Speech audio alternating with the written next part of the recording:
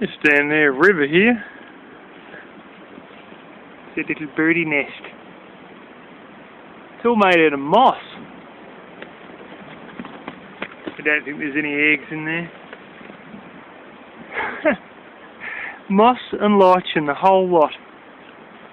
Quite intriguing. Oh, the local government here decided to chop out a tree that was in the middle of the river that was going all hydroponic-y on them, and I got a funny feel, and this is like a particularly weed type of tree when it comes to rivers, one of those ones that just goes berserk near any water courses. And they decided to leave a few logs in amongst it all, so that I drag them over and put them in the fire pit, because otherwise they're likely to pick up all this stuff and it's just likely to get into, well, either mulched into a big compost heap or something like that. I thought I'd just salvage the big stuff. I don't really want to take this home because I think that might be weed killer on the end, but that one there was fine. It was actually left dumped in the flipping water. But honestly, I don't know if I want to take home ones with weed killer, but yeah, a little bit of weed killer won't be hurt, shouldn't hurt if it comes to this coming autumn, because it should have all fumigated off and might wash off in the rain or whatever. Fact is, weed killer is pretty much a form of fertilizer that's absorbed by the stomata on the leaves, generally speaking. But anyway, instead of me being scrambling like shit to organise my own firewood, I'm organising firewood for campers that are going to come to this area in future. Can't help myself when it comes to firewood. Okay, this is something that was installed a few years back. It's just a water tank. I think it's mainly for the local fire brigade. It's a bit of a quick backup so they don't have to get too far back, because this has been known to have a few bushfires in this area. This one here is prickly acacia. A lot of people mistaken it for gorse, which is a weed, but that's actually a native plant. And they went on a big bloody rampage to kill it all, only to find that it's a native plant. And after all, this here is shallot mustard. And if this wasn't so wilty, you cut those off and you steam them or boil them. These ones aren't terribly well developed, but standardised breadth of pod. There's quite a bit of it actually. The wind's gone, I'll take my finger off the mic. That there, those of you who haven't seen older videos of mine, that is a native tomato, as eaten by Aboriginals. They're pretty bland, to be honest. They're like a little tiny yellow, sometimes orangey fruit with its mainly seed, but they're not too bad. Like, you definitely wouldn't say no, but they're pretty bland.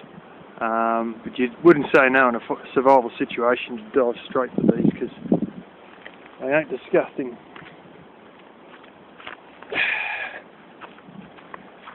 That there's another one. That's oh shit.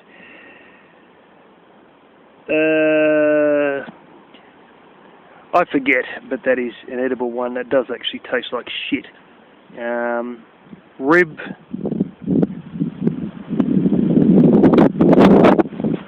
It's a ribwort plantain, I think. It's a kind of plantain anyway.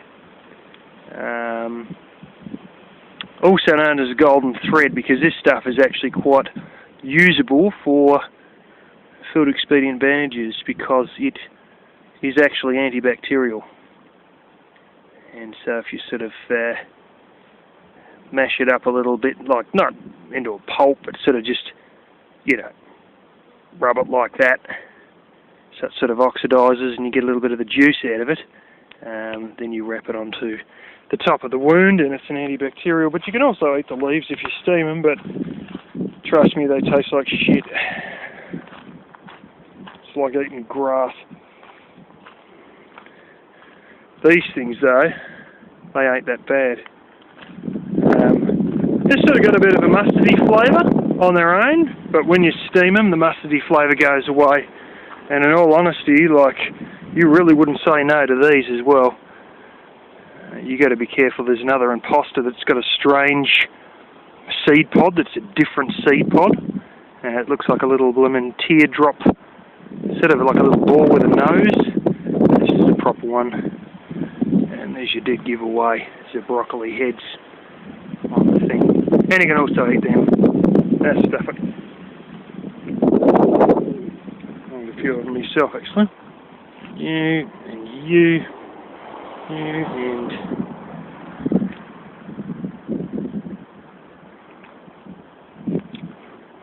actually, that's pretty good. Shit, there's got a lot of them.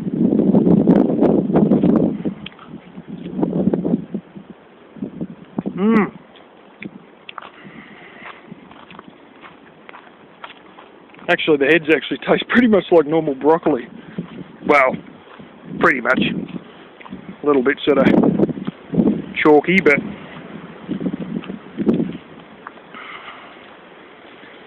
you've probably seen a video I've been in this area before. Long time back. Somebody dumped a car propane tank over the back there, which I actually grabbed.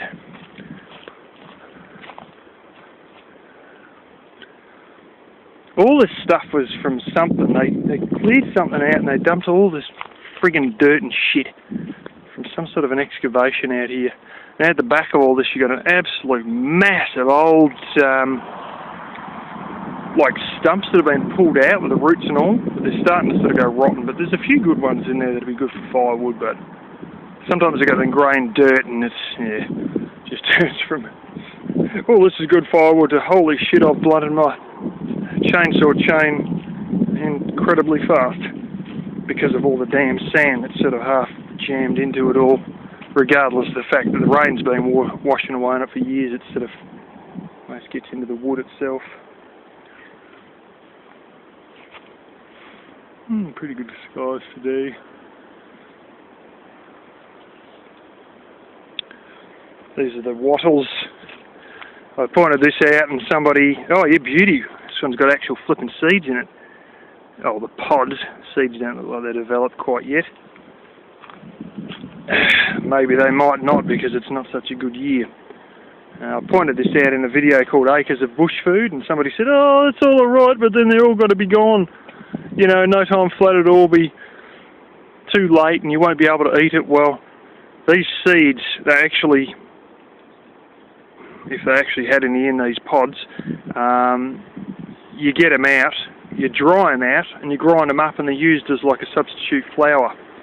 And in fact, there is apparently a product in the supermarket which is pretty much just deliberately bred and cultivated versions of wattle. But this joint is absolutely drowned in wattle. Absolutely. No good on chainsaw blades. But if you can break it up with a sledgehammer or a reciprocating saw or something like that, yeah, go ahead. But it bluntens blades very quickly. But having said that, my wood stove generally just simmers stuff, and you get a reasonable simmer going when you got hardwood in it. And you put this in, and everything starts to boil over. Burns about 1.5 times the heat of most wood. It's the joint is drowning it. There's one kind. There's another kind over there, which is a different leaf altogether. There's a prickly one that I showed before. This is a nicer type. Pretty sure my grandparents had one of these. Or maybe my parents did. There's one that's black wattle. And I think it's this one, and my parents have got that at their house. Just come up on its own. It's a lot of bloody scrap metal and shit out here. Like I said, this joint's just about like a bloody dumping ground, bit of wire. Hubcap, 5-gallon tin.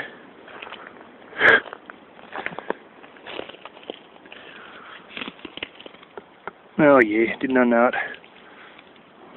It's asbestos. That is one hell of an asbestos pipe.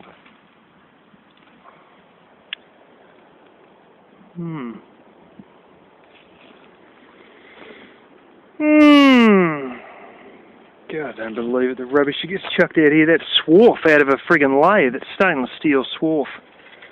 Jeez, they dump shit in this place. Of course, the ubiquitous tyre.